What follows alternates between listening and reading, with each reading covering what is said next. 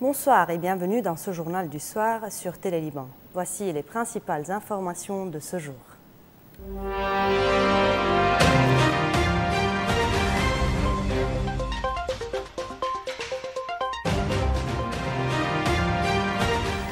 À Riyad, une série de déclarations marquantes ont été faites, avec en ligne de mire le Liban. Donald Trump a évoqué directement le rôle du Hezbollah au Liban et offert son soutien au président Joseph Aoun.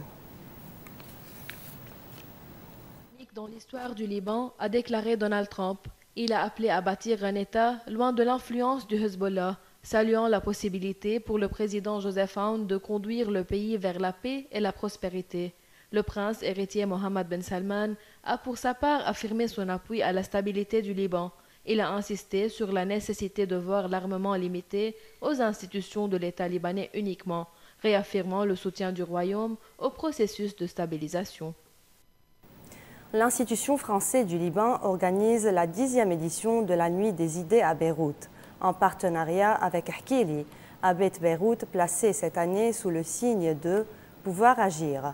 Les détails et les portées de cet événement avec M.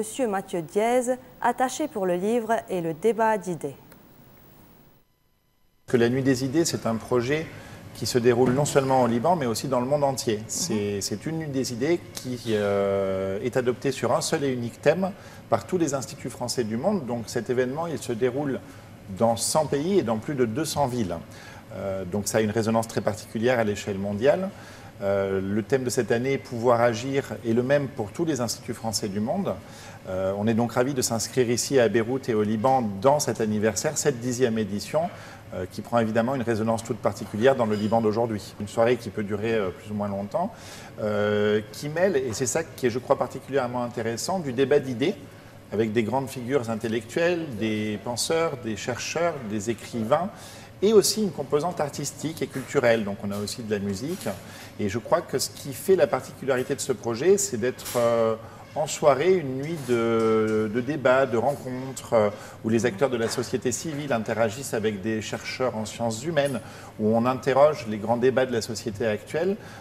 Tout ça dans une atmosphère à la fois festive, décontractée, très ouverte aussi. Il n'y a pas de censure. Les gens vraiment confrontent leurs idées dans l'idée d'en faire émerger de nouvelles. Et ça, je crois que ça en fait un projet très, très particulier qui trouve beaucoup son public ici et ailleurs, et c'est un rendez-vous qui est, je sais, très attendu des Libanais. Et chaque année, il y a un thème mondial pour la Nuit des idées, et c'est une manière, je pense, d'interroger les grands mouvements à la fois sociaux, politiques, géopolitiques à travers le monde. C'est une manière d'interroger aussi la place des citoyens, des acteurs de la société civile, des artistes face à tout ça. Parfois, on a un peu l'impression de subir, je pense, et ça c'est dans le monde entier, les grands changements qui s'imposent à nous. Et puis parfois, on observe que finalement, ces acteurs de la société civile, ces militants engagés, ces penseurs, ces écrivains, ces artistes, sèment des graines qui parfois, 2 ans plus tard, 3 ans plus tard, viennent influer sur le déroulement des événements. Donc je pense que la Nuit des idées, modestement, elle invite à ce rassemblement et à cette capacité d'interroger en se demandant pouvoir agir, qu'est-ce que ça veut dire, on dessine peut-être des choses pour demain. Ce qui me touche le plus dans ce projet de la Nuit des idées, c'est finalement ce croisement entre la pensée et les arts, si j'ose dire, entre les artistes et les intellectuels. Et ça se traduit très bien quand on voit le programme. On aura cette introduction par Bernard Hage, que les Libanais connaissent bien sous le nom The Art of Boo, puisqu'il dessine dans les colonnes de l'Orient le jour. On aura ensuite cette rencontre avec Marwan Chahine qui va nous parler de son livre, qui est le fruit de 10 ans... Il va être présent. Il sera présent, bien entendu. Et il va nous parler de son livre qui est le fruit de quasiment 10 ans d'enquête autour du fameux bus palestinien. On aura ensuite ce moment un peu décalé avec Rima Abdul Malak, franco-libanaise, ancienne ministre de la Culture en France, qui va lire des poésies. Rima Abdul Malak est une grande amatrice de poésie. Elle va donc lire des poésies en compagnie d'un violoniste, Jack Estefan, et d'une poétesse libanaise, Rita Bassil.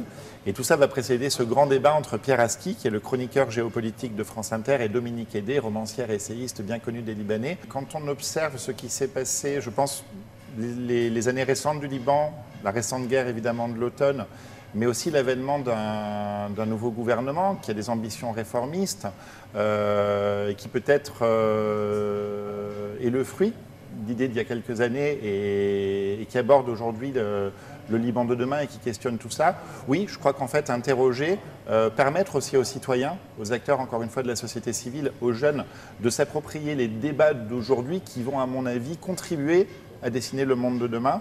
Je crois que voilà ce qui est en train de se passer au Liban. C'est peut-être le bon moment d'avoir une nuit des idées et d'inviter les jeunes à y participer.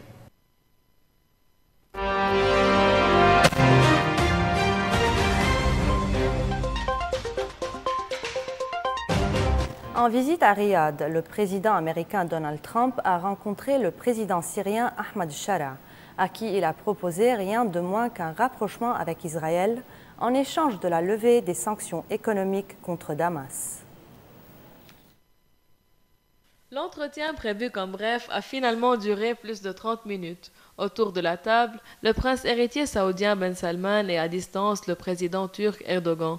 Selon la Maison-Blanche, Donald Trump a invité Ahmed el-Shara à rejoindre les accords d'Abraham déjà signés par plusieurs pays arabes avec Israël. Le président américain a également demandé à son homologue syrien d'expulser les groupes armés palestiniens de son territoire et de prendre la responsabilité des prisons de djihadistes de l'État islamique encore actifs dans le nord-est syrien. La décision de Washington a été saluée à Damas, un tournant décisif selon la diplomatie syrienne qui voit dans cette levée des sanctions l'ouverture à de nouveaux financements et à une reconstruction soutenue par le Golfe. Le geste américain était largement réclamé par les membres du Conseil de coopération du Golfe. Le président syrien avait déjà été reçu à Paris le 7 mai par Emmanuel Macron, qui lui avait demandé de protéger tous les Syriens sans distinction communautaire. Après Riyad, Donald Trump poursuivra sa tournée au Qatar et aux Émirats arabes unis, avec à la clé plusieurs centaines de milliards de dollars de contrats. Et sur ce, nous terminons ce journal. Merci de votre attention. On se retrouve demain, même heure, même antenne. Bonne soirée.